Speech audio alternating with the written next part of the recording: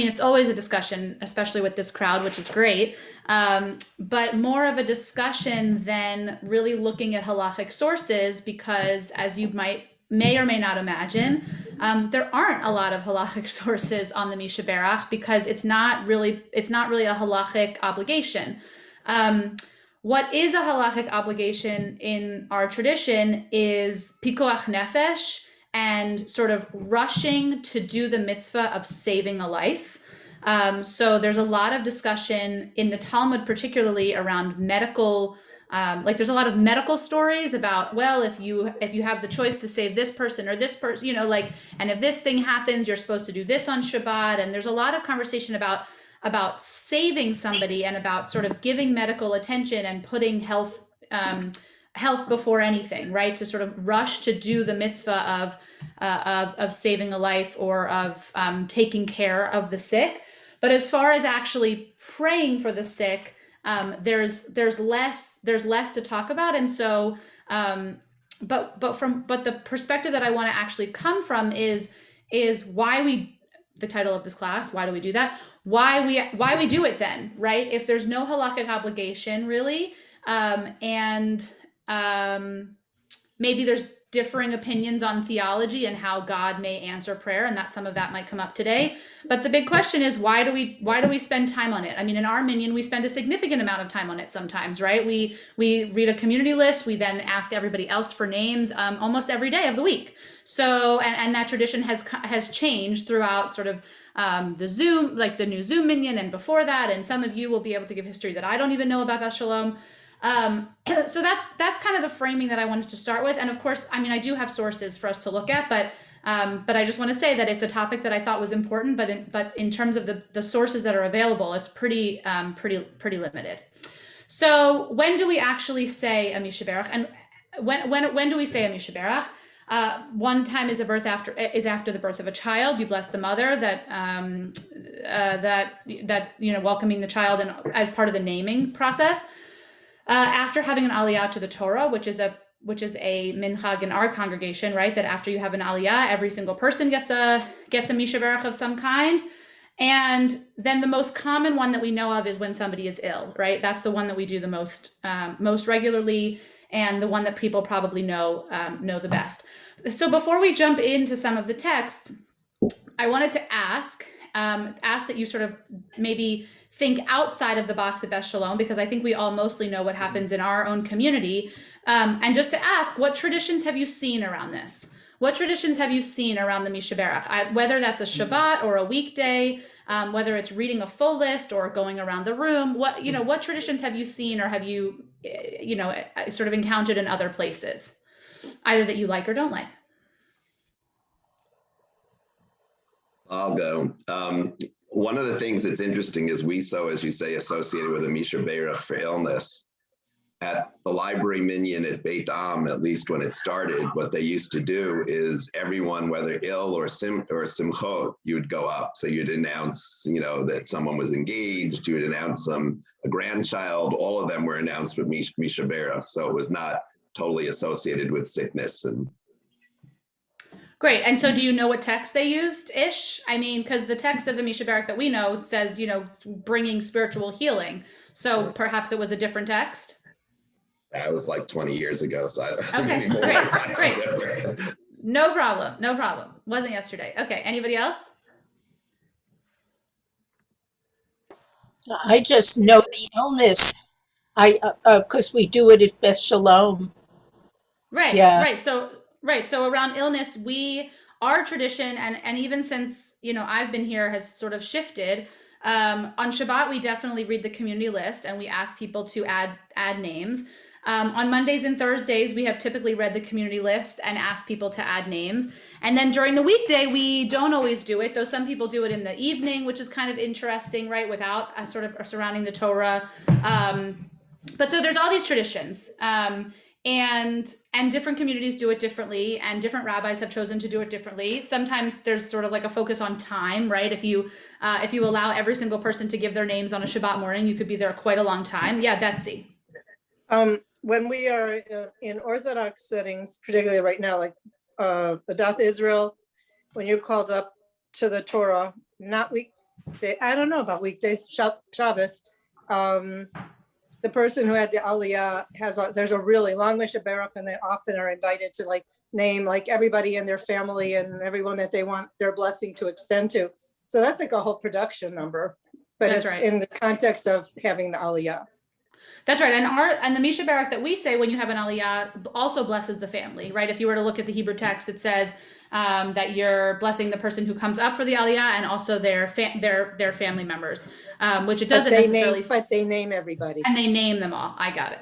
Okay, Marilyn. There's also, I mean, the whole idea of where the Torah fits into all of that, because part of our minhag kind of got weirded, got changed when Rabbi Glazer was here, and he was somewhat uncomfortable that we used to do this without, the yard sites without the Torah out. And I think the Mishnah Baruch is also like, what is tied to the Torah and what isn't? Like, does it make it like magic if it's tied to the Torah? There's always that kind of question. Right, that's right. So that's important to know that we don't say the Mishnah Baruch because we think that something magical is going to happen. And I want to just sort of throw that out there, not to give the alternative yet, like why we do say the Mishnah Baruch, but we don't say it because we think something magical, that our prayers are necessarily going to turn into some sort of a magical cure. Yeah, Gary. Can I ask them where the tradition, and especially Rabbi Glazer, that you be touching the Torah? When you were saying it, I remember the one time you were doing it or something, and I was gabbai, and he made me. I'd never seen that before. Yeah, I think that it's a fine line. We've talked about this before between sort of the like magic and even idolatry, right? About like using the Torah as something that that sort of gives forth some sort of a power. And I don't know where that custom is. I've only seen him do that. But I think that there's some sort of like a link to tradition. The only thing that I can think of is like when maybe you've seen somebody, a community do the motzi over the challah, and everybody has to be touching one another. Have you ever seen this before? Right. So at a synagogue where I was in Los Angeles, the person maybe stood in the middle with the challah, but everybody's supposed to get a shoulder of a shoulder of a shoulder of a shoulder, so that you're all sort of connected in some way. That's a Reform custom. Reform. Yeah. Yeah, I've seen it in conservative communities also. And it's kind of and so to me, it sort of reminds me of that, like this sort of interconnectedness of, the source of the Torah, which is God, and then sort of coming outward from there. But yeah, I've never seen that anywhere else. Marcia. Gary once said, and it resonated with me, this whole idea of saying the Mishnah Baruchs for Kolim is to basically alert the kahal that someone was sick and might need help. Right. And that resonates with me. So then it begs the question, why don't we say their name in English? That's right. And so that's a great question. And then I would offer the flip side of that, which is somebody wants their name on the list, or a child's name, for example, or somebody's not ready to sort of to publicly announce their sickness, right? But they want their name on the list for their own sort of spiritual healing or sort of just well-being, right? There's something that comes along with being on that list, maybe emotionally, but you're not ready to tell the community. And then I was reading about this last night, and that's sort of this like borderline between wanting to do good and lashon hara, right? You hear someone's name on the list, and then you go, oh, what's wrong with that person? Oh, Marcia, what's wrong with that? Have you heard what's wrong with that person? Oh, Marcia, let me ask Gary. Gary, have you heard? And then it kind of gets gossipy, right? And we can see how that can sort of go down, even though it's out of obviously well-intended, it can go down a sort of dangerous road, perhaps. Marcia, the reason it's the Hebrew name and the reason it's why you do it son of the mother is because then it can only be one person.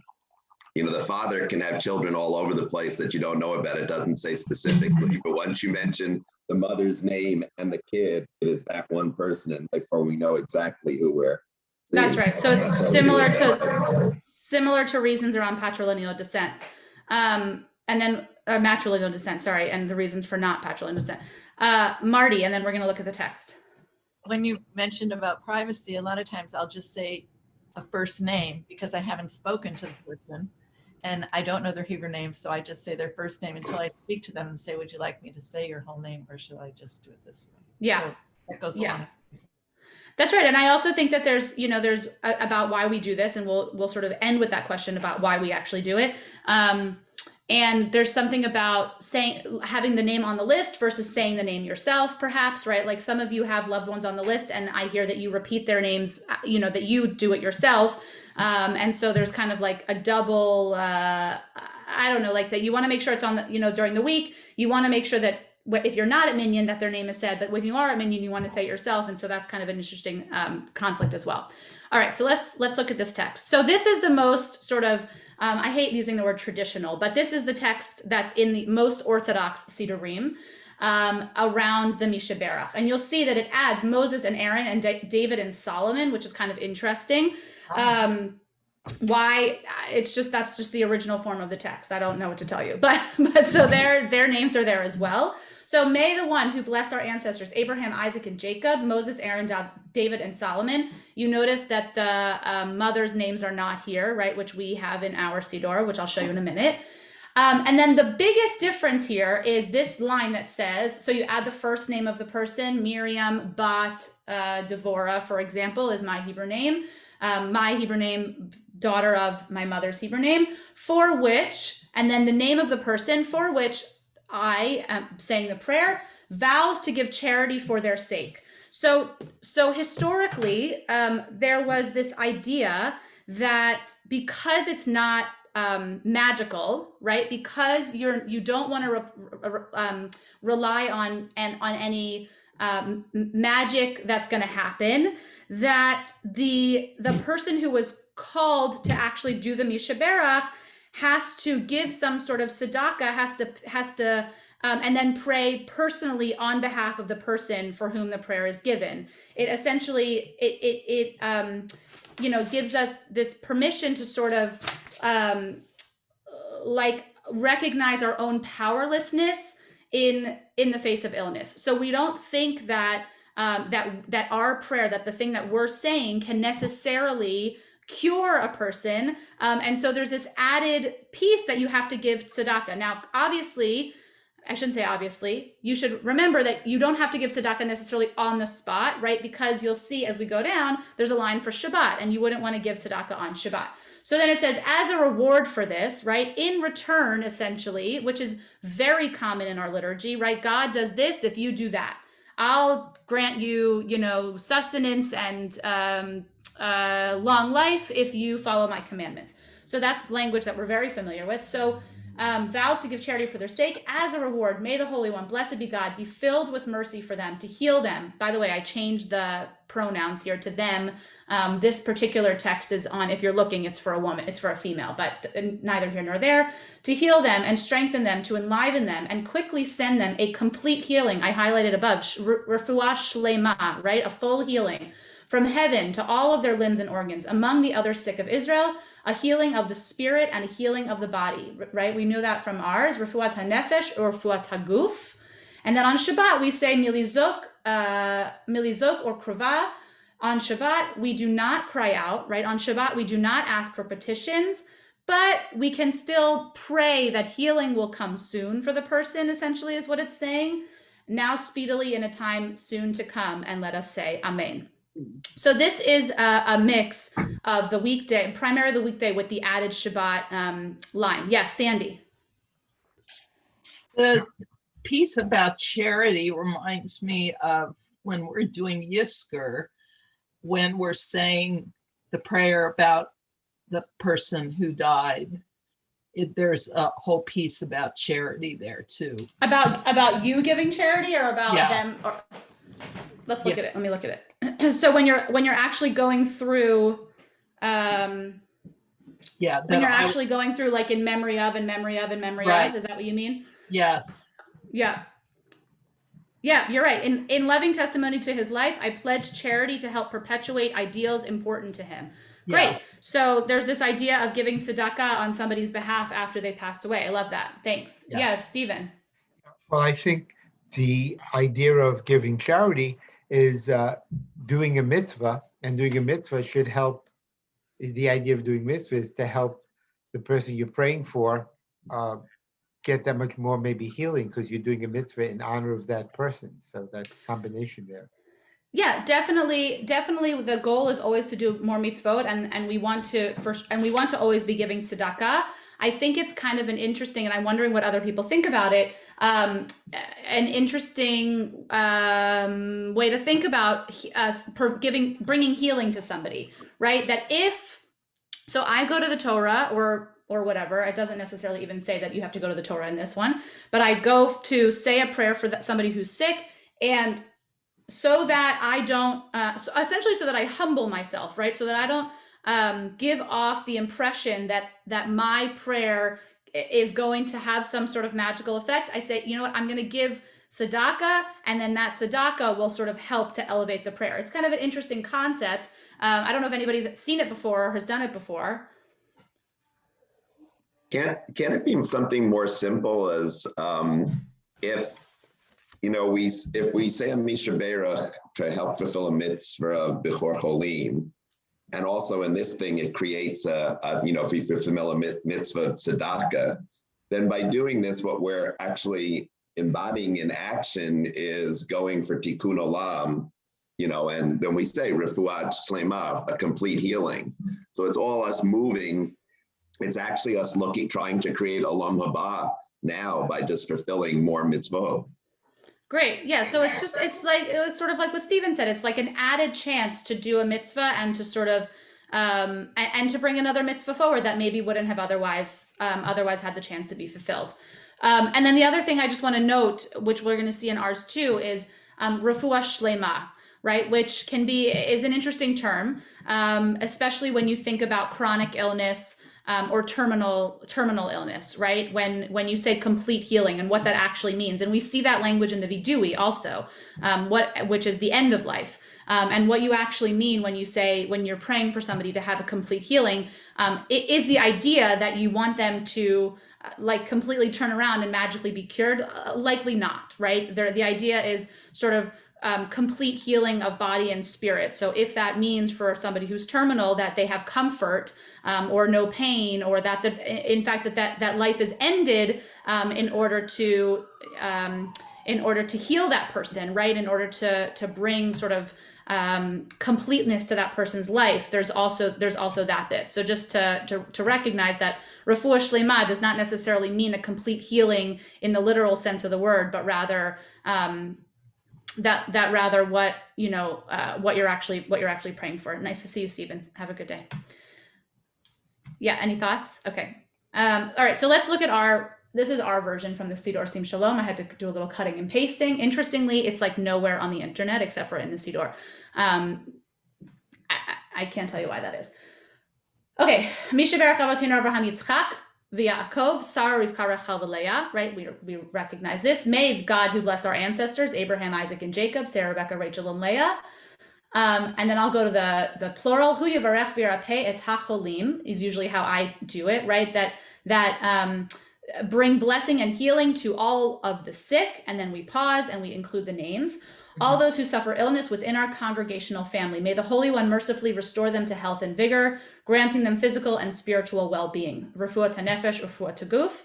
Together with all others who are ill and stricken, and strengthen those who tend to them. We hope and pray that healing is at hand, and let us say Amen. So Amen. You notice that the tzedakah line is taken out of that. And then just to show you on Shabbat, we add this line similar to the one that we saw above, Milizok Refuah Shlema. And although Shabbat and Yom Tov is a time to refrain from petitions, we hope and pray that healing is at hand. So we're not actually necessarily asking for healing on Shabbat. Rather, we're using this time to remember those who are sick, or to sort of give kavanah, pay attention to the people who are sick, like Marcia was saying. But we're not actually asking for healing, right? We take the Rifa'enu prayer out of the Amidah on Shabbat because it's a petition. Rather, we're sort of saying the names in order that they are maybe lifted up and that they continue to heal, but that we're not actually asking God for healing on Shabbat. So before I move on? So I want to get into some, Gary. Ask a question which you didn't address, but it's in there and I've always wondered. I mean, in the English, it says suffer within our congregational family. And in the Hebrew, it says Kehila Kedushah, which I assume it's doing that because we're supposed to mention our shul, but I think we always say hazot just to mean the broader community, right? That's why. Yeah, we do I mean, it I that think way. that's, yeah, I think you can interpret that how you want to, but I think essentially it's like, okay, we've done the individual names, and also we want to make sure that we're naming, that we're acknowledging people whose individual names may not have been said, and sort of strength and healing to the community. But also, by the way, and not that I don't know if this is necessarily where you were going, but there are comments in certain commentaries that I came across that specifically say that the Misha Berach prayer is also for non-Jews, and so that's something to note, that you wouldn't necessarily. So interestingly, one source that I read said that if you're saying a prayer for a non-Jew, you say their father's name, and that's how you indicate that that's different. I wouldn't go with that necessarily, because I think that we're not super consistent, and by we I mean the Jewish people, not Beth Shalom, in how we call people's names, but for a Misha Berach. But I found that was kind of interesting. So I think it's like, within our congregational family specifically, even though we know that this prayer is really universal and you can pray for anybody. Marilyn. Yeah, I really appreciated in the prayer that the conservative movement uses, which is weird for me to like really agree with the conservative movement so well, but that they add the caregiver in there. That's unique. I don't know that I've seen that anywhere else, and there's like, you can teach on that. There's so much to be said for that I really always really appreciate that. Yeah, I love that too. Betsy. I think I lost what I wanted to say. Why don't you move on? I think I dropped my thought. No problem. Ellen. I always think about this prayer, not just about the body, but the nefesh. So like, I think I have a friend who recently lost a very elderly parent, and it's very, very painful for her. And I think of this prayer in terms of her too, that she be comforted. Yeah. I was, again, it made me think of something else that I was reading just the other day about this, which is, it said something like, the Misha Berach is used, and then in parentheses it said, but not for just the common cold, right? And I kind of paused on that, and I thought, well, who's to say, right? I mean, who's to say what's sort of ailing somebody, right? And that it's not just about necessarily physical, but also can be emotional. And it does say that in the language, Ellen. It says refuat hanefesh, the healing of soul, and refuat haguf, the healing of body. And so there is an acknowledgement that you don't have to be, God forbid, on your deathbed to receive a Misha Berach, that you can have other things that are sort of troubling and making your life challenging, and be able to pray for those things. Dara. I just want to say, and maybe this is very obvious, I think one of the reasons that we say this, even though the language is about the person that we're thinking of, the prayer is for the person who's wanting to have the Misha Berach said. The first thing that you think of when you hear of someone who's sick, whether it's, something terminal or whatever, is right away, oh, we have to go and say a Misha Berach. And that gives you comfort that you're doing something, or you're not in the magical way, but in the way of like, your intention and your thoughts, that even if you can't be, with that person or treating that person or somehow physically helping that person, that in some way you're able to do something. Right. And I think it's actually a beautiful minhag, like a beautiful tradition that every day, whether we do it out loud or not, there's a space in our prayers that makes us sit and think about who in our lives needs a little extra, spirit today, or a little extra blessing. And I think it causes everybody to think of that, even if you're not somebody who says those names out loud when we stop for the Misha Berach. I'm sure we all know somebody who can sort of use that, and whether we say those names out loud or we decide that person warrants being on the list, right? There's always a discussion of like, when do you come off the list, right? When are you healed?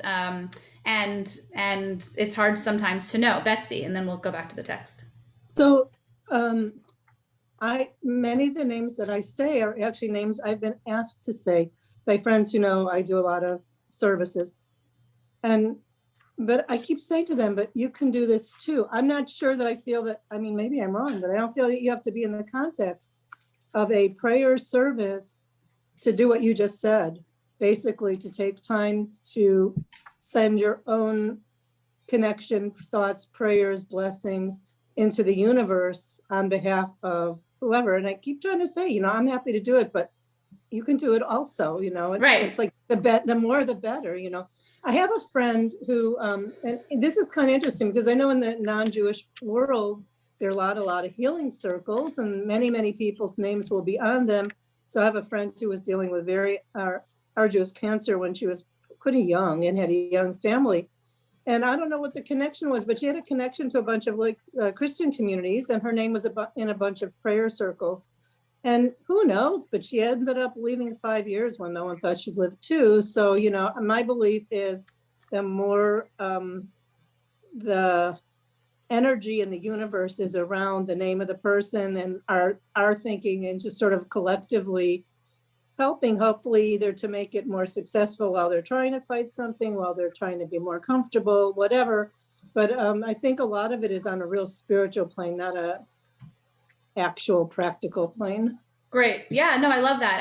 And I think that it goes alongside with the argument to be made of does the rabbi have to say the prayer, right? Versus if there's a prayer leader versus a rabbi in the room, does it always have to go to the rabbi?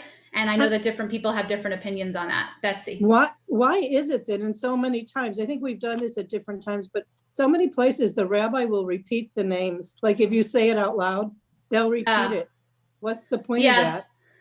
Yeah, I mean, that's something that I usually don't do for exactly the reason that you're saying. I think sometimes it can be to sort of elevate, to bring clarity. If the reason is that you want the name to be known in the community, you want to make sure that everybody heard it, for example, or to make sure it's sort of said again. I see a lot of hands. I'm going to hold up. Okay, Susan, since you haven't said anything, and then we're going to move on to the text. Okay, I just wanted to discuss what you mentioned about having a common cold and how, the difference between what kind of illness. And it kind of brought me back to studying Yoma, where we're talking about whether you should fast when you're sick. And there's a part in the text, I think Rabbi Yane said that it doesn't matter if a physician says you shouldn't fast, if it's your own essence, what the word is, atzmor, is that correct? Atzmor. You have your, if you feel like you're sick and you feel like you should fast, then that's how it should be. So, but kind of reminded me, just talking about the illness and that you don't need a doctor's note to sort of relieve your obligation. You should be able to make that decision yourself. Yeah, I love that. That's great. So I just wanted to look at 2 Torah texts just so that we have the origin of this word. And the one is from Numbers, when Miriam essentially speaks up against Moses. We're not going to spend a lot of time on this, but just to see where some of this language comes from.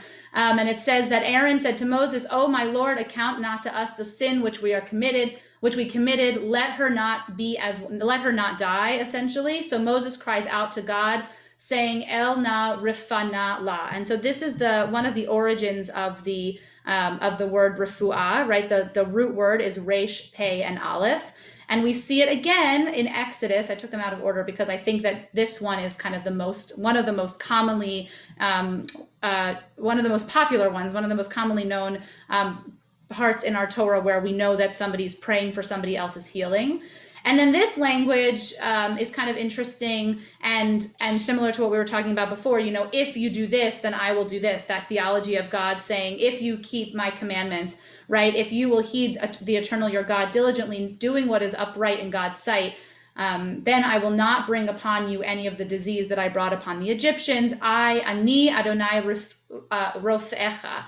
So interestingly, there are translations of this of this section of Exodus, Ani Adonai Rofecha, that actually says, I am your physician. I am your doctor, like Rofeh, right? A doctor. And so to think of God as being some sort of a healer is, I think, a really important perspective, right? So we know that we should always turn to our physicians and not rely entirely on God, but that there's some sort of relationship that God and physicians are partners, right? That you should always rush to go to your physician to be taken care of and to get the treatment that you need. But that physicians should also humble themselves to know that they're not working alone either, right? That there's some sort of a higher power and that there's some sort of relationship between physicians and God. And not everybody necessarily believes that, but I think that that's what our tradition teaches, that there's some sort of relationship between Rofeh, between doctor and healer and as God. Yeah, Marty. And it was something before this about the line that you said, but this is, I appreciate this. Alna Rafana, I don't think I'm saying it right. It's okay. But when you said that, and you might have said this already, but when we used to go down all together in a circle, was that the prayer that we did for healing? Rifat Siri is the one that we did for a long time, is a piyut that's about healing. But there's a few different versions. So there's the Ana Elna Rifana La, which actually Aviva Chernik wrote, who you might remember Aviva from our High Holiday services.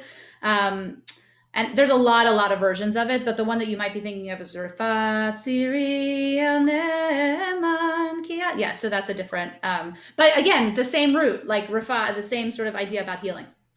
Thank you. Yeah. Okay, so this is an excerpt that I found. I found somebody who had done some research on this, and this is about a little bit about liturgy and about sort of when it made its way into the prayer service. So the prayer had its origins in Babylonia as a means to bless the congregation, right? So Gary, this is kind of answering some of what you were asking. The earliest Siddur has it said only on Mondays and Thursdays. Marilyn, this is for you. Probably as a way to get people to show up for the Torah service. Now, it can't be as simple as that, but actually that makes a lot of sense, right? We talked about this, I don't know, last week. All these classes are sort of meshing together for me, but I know we just had a conversation over something about market days, right? And about when people were coming into town and when people were coming together. And Mondays and Thursdays were days that those things happened and when Torah was read. And so there is a reality to that, to sort of saying the big prayers, if you will, saying the important ones when everybody's there, when there's a minyan, when there are a lot of people. Probably as a way to get people to show up on the Torah days outside of Shabbat. The original Mishaberach said, may God bless all those brothers and sisters who come to the synagogue for prayer and to give tzedakah. It asked God to hear their prayers and to give them everything they asked for. Eventually, it was so popular that it was added into the Shabbat service. Who wouldn't want to have a prayer that asked God to deliver all good things because you came to services and gave tzedakah, right? It was kind of like an added prayer that people felt like good about, right? And you had an opportunity to pledge tzedakah, like some of you were saying. Why not have an opportunity to do an extra mitzvah? So I think what this person is saying, what this rabbi who did this research was saying, don't overthink this, right? We say this prayer because it makes people feel good. It makes people feel like they're cared for. The reason we say it on a Monday or a Thursday is not so we can have our hand on the Torah necessarily, but because we know that there are a lot of people there on those days, and let's sort of maximize the prayer and get the most out of it. And then in the 12th and 13th century is when it sort of moved its way into being less about the congregation as a whole, and this idea that you could say something individually for somebody. So you actually paused and added all the names. And then originally, as we sort of just touched on a minute ago, it was said only by the rabbi. And we all know that has since changed, right? Anybody can say a Mishaberach. In fact, I think that part of our duty after this class is to make that known, right? That anybody can say a Mishaberach. That you don't have to necessarily be the prayer leader or the rabbi to have that sort of a kavanah or to have that to be able to do that. Though I understand why sometimes people feel like they want, it's like there's some sort of a higher level or something, but in any case, I personally don't think it's necessary. And then this is what Daniel Landis in My People's Prayer Book has to say. So traditionally, the sick person's Hebrew name is their mother's Hebrew name. If the mother's Hebrew name is not known but the father's name is, you should use that one. And some congregations add the family name so that the congregation will know exactly who is sick. So Marcia, that's what you were saying. First name, last name, is it about awareness, or is it about sort of, or something different? And then where does that whole idea come from about saying the mother's name? This is a prayer that we say on Hallel, Psalm 116. Adonai, I'm your servant, Avdecha, ani Avdecha, ben Amatecha, the son of your maidservant. So it actually says there that, who the son of, then the mother's name. And this is one of the earlier sources about matrilineal versus patrilineal descent. And as Gary was saying before, you don't always know who the father is, but you know who the mother is. And there's quite a lot of argument that can be said around that now, given our medical advancements and things like that, whether patrilineal and matrilineal descent is as relevant as it used to be. Marcia, your hand's been up for a while. Did you want to say something, or it's just been lingering? Well, one of the things about saying Misha Barak just in general, and does this make any difference? There's two thoughts of this. One is even if it's part of the Amida, there's the Misha Barak in there. Right. It's a way of saying, I'm going to be mindful. I'm going to remember the people that maybe after services I'm in touch with and see if they need some help. But there's the other thing, in that there's actually studies, whether you believe them or not, scientific studies, did it make any difference when people knew that someone was praying for, or that whole congregations were praying for them? And they found that actually it did help a significant number of people get better. Great. Yeah. It's like, does smiling actually make you happier? Right. It's like these statistical questions. And some people say yes, and some people say no. I think that's what Betsy was trying to say earlier about changing the energy. Okay. So yeah. And I'm sorry, it's Betsy. There's a thing, there are a couple of different things like this, but there's something called Caring Bridge that many people, if they're dealing with something very traumatic medically, get onto. And it's the same concept. It's like people maybe don't have another community that might do this. And the idea is that you are putting it out there, you're sharing it publicly, you're willing to have people follow some of what's going on, and you're asking for that energy to come back to you, that awareness, that kind of, whether people are going to send you notes or make tzedakah or call you up or do nothing, but just knowing that there's like this sense of community to lift you up. I think what Marcia, to what Marcia said, I think it really is true. Definitely. Yeah, definitely. Okay, so this is a text from the Talmud. So we talked about when did this actually make it into liturgy? Well, the conversation was obviously happening way before that, right? When the Talmud was redacted. And this says, this is the question about, can we actually petition on Shabbat? And then we're going to see the only halacha that I was able to find in the Mishnah Torah that helps us to understand a little bit about this. Rabbi Shimon ben Elazar would also say in the name of Rabban Shimon ben Gamliel that one may not do all of these things on Shabbat. Don't worry about what it is. One may not comfort mourners on Shabbat, and one may not visit the sick on Shabbat. This is the statement of Beit Shammai. We know that we don't often go with Beit Shammai. And as the other opinion, those are weekday activities and not appropriate on Shabbat. But Beit Hillel permits performing all of these activities on Shabbat, as they each include an aspect of a mitzvah, right? So you can do mitzvot on Shabbat, of course, says Beit Hillel, and especially the ones that were listed above. The sages taught in a Braita, one who enters to visit a sick person on Shabbat does not address him in the manner customary during the week. Rather, he says, it is Shabbat, or it is on Shabbat, that it is prohibited to cry out and ask for compassion, and healing is soon to come. So this is essentially where the line in the Misha Barak that we read in the very beginning, where we read our text, where at the end it says Milizok Urfuah Shlema, where it says, and on Shabbat, we aren't actually supposed to petition for anything, but to say that we're gonna take 25 hours off of praying for the sick. Rabbi Hillel and Rabbi Meir also agree that we shouldn't actually not say the name at all. Rather, we shouldn't do it in a petitionary way. And then Mishnah Torah, Maimonides comes in and he backs this up, and he says it is permissible to run on Shabbat as a matter of a commandment. Essentially, it is okay to run towards mitzvot, extra mitzvot on Shabbat. if you run to the synagogue to be in the Beit Midrash in the study hall. And we may visit the sick and comfort the mourners. And one who enters to visit a sick person should say, and this is the line from the Talmud again, it is a rest, it is Shabbat from yelling out in prayer. You shouldn't petition. God needs a rest too, but a recovery is close to coming, right? That we should continue to think of this person or these people, and that hopefully their recovery is soon to come. As all of these, that which is similar to them are commandments, as it is stated in Isaiah, doing your business, and it is your business that is forbidden, but the business of the heavens, essentially the business min hashemayim, business of commandments and for God, are certainly permissible on Shabbat. So I know that there's a lot of a question around the Mishaberach on Shabbat and sort of how it fits in. And we traditionally hadn't done it on Friday nights, but then when we were gathering on Zoom, we started to do it. And why are we adding the Mishaberach on Shabbat? There's no Torah, there's this, that. And essentially, again, it's like, who does it harm, right? To sort of add this prayer, but there is a little bit of a caveat that says, okay, we're not going to necessarily ask for healing. Rather, this is just an opportunity to lift those people up in their name and in energy in the community in some way. And this is like my all-time favorite text that I learned a number of years ago that I've used in various sermons. You probably heard it before. This to me is the essence. If you've, hopefully you've heard it before. The Gemara continues to address the issue of suffering and affliction. And Rabbi Yochanan's student, Rabbi Chia bar Abba, fell ill. Rabbi Yochanan entered to visit him and said, "Is your suffering dear to you?" In other words, do you desire to be ill? Do you want to be sick? And Rabbi Chia says to him, "I welcome neither the suffering nor its reward, as one who welcomes the suffering with love is rewarded."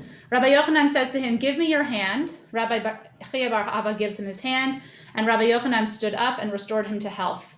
Similarly, Rabbi Yochanan fell ill. Rabbi Hanina entered to visit and says to him, "Is your suffering dear to you?" He says, "I welcome neither the suffering nor the reward. Give me your hand." He gave him his hand, and Rabbi Hanina stood up and restored him. The Gemara asks, why did Rabbi Yochanan wait for Rabbi Hanina to restore him if he was able to heal his student and let Rabbi Yochanan stand himself up? And the Gemara says, the Talmud answers, a prisoner cannot free oneself from prison, but depends on others to release that person from jail. And I think that is sort of the essence of what we're talking about here, which is that, yeah, you might come to healing on your own. You might be fine. You might be able to heal yourself. You might not need anybody else. And this Gemara is saying, no, actually, we do need one another to sort of really lift. A prisoner cannot free himself from shackles. We need one another. We need each other's prayer and energy and thoughts in order to really come out of an illness, a real illness. And so I want to sort of end with this question, which is the title of the class. Just spend a few minutes to wrap it up, which is, why do we do this? Right? Why is it that when you have a loved one who's sick, the first thing that you do, whether you come to services or not, I might add, is you add their name to the list, right? It's like something that is just sort of inherent in our tradition. And why do we do it? Either based on what we've read or based on what you've been thinking about for the past 45 minutes. Yeah, Gary. It's weird when you're a co-host, you can't raise your hand. It's a flaw on Zoom. I can see you. Just yeah. It was helpful, the stuff you said with regard to Shabbat, because one of the discomforts I've always had with us doing this separate Mishaberach is if it's a mitzvah for us to recite the Amida 3 times a day, and the Refa'enu is part of the Amida, by acknowledging we need a special something outside that, we're either acknowledging that people aren't saying the Amida or the petitions we make in the Amida have no results, no action, they're not likely to be successful. So I like the concept as you brought out with regard to Shabbat, that anything that's bringing us further towards mitzvot is an important thing to pursue. And it's it helps me to frame why we would do an initial one, even when it's not Shabbat. So, great, thanks. Yeah. Ellen. I also think that if you're saying a prayer for a loved one, you are hurting too, and acknowledging that within the community helps the community lift you up just as well. That's right. That's right. I mean, I know that most of the people on this screen, because many of you are regular Minion goers and have really become, I mean, you can notice when somebody goes on or off the list. Oh, they added somebody today. Oh, they took somebody off. Who is that person, right? And that's kind of what we were talking about before. Like, it can borderline Lashon Hara because you don't want to be in somebody else's business. At the same time, you want to be able to care for the person who is sick, but also, ask the person who's praying, is this a loved one of yours or a dear friend or something like that? So I think that's true. Marty. Just two quick things. One is I think the community prayer, there is something special about, like any prayer, being together and bringing that energy. So I just feel that is so important and so special. And the second thing is, when I don't know if Gary or someone else mentioned about bringing it home or doing it at home at different times. I don't know why I grew up with this, or at what point I started doing it, but we say the Shema, 2-3 times a day. And then at night, and even in the morning, sometimes when I say it, or we do as a family, we'll also say prayers. It's not a Mishra Berach prayer, but we'll say prayers for everybody, like bless this family or someone that needs help. And we not tag it on, but add it on to that. And I don't know if anybody else does it, and I don't know how it started, but we do that. Yeah, it's a lovely tradition to bring in other people's names, and to be able to think of people, around the time of the Shema. I think it's a lovely tradition. Sandra. I was thinking how psychologically important that last part was. A lot of people have secondary gain, which is why probably the rabbi asked about the suffering. What is he getting out of it? And then the last part, giving the person permission to get well. The extra kavanah with energy behind it gives the person permission. They can get through whatever it is, guilt or whatever is holding them back, and recover. Yeah, that's great. There's definitely psychological things that come along with illness. So it's I think that's what the Gemara is tapping into a little bit. Betsy, is your hand up? Uh-huh. Yeah. Yeah. I don't know if this is anything legitimate or where I got it from, but when I'm lighting candles on Shabbat, first I think blessings for the kids. And then I actually try to go through my list of people that I would say Misha Berach for, just sort of asking that they be, held and get comforted and, and get whatever it is that they need to be getting at that time. But I just considered a really good quiet time. Yeah. I don't People know if also, that's a real minhag or I made it up. it's. But no, both. I mean, I don't know if it's legitimate in any community that people do that, or. I've not heard of it. The only thing I can think of is when you when you light candles for people who maybe aren't able to light themselves or something like that. It kind of feels like it would all be sort of connected. Anyway, so I hope that this gave a little bit of framing to why we do the Misha Berach, and perhaps as we move forward, you're able to have a little bit of a different perspective in thinking about it. I think that it's an interesting one because you'll go to every synagogue in the country will do it somewhat differently, and you might think right or wrong or what, and there really isn't a right or wrong, but that's sort of the essence of the prayer is to elevate or to bring, healing energy of some sort, and to recognize the partnership between physician and God and our tradition and community. And perhaps that will inform our decisions going forward, especially as we come back together in person and things like that, about when actually it's appropriate to do it, right? How are we reading the list every single time? Are we going around the room every single time? Because we've had those discussions many times, and everybody has a different opinion. So just some things to think about. And happy Tuesday. Have a great week. Thanks for learning this morning. And we'll have one more of these next week. Topic TBD. Let me do too. Go ahead. Thank you. That's right. Thank you so much.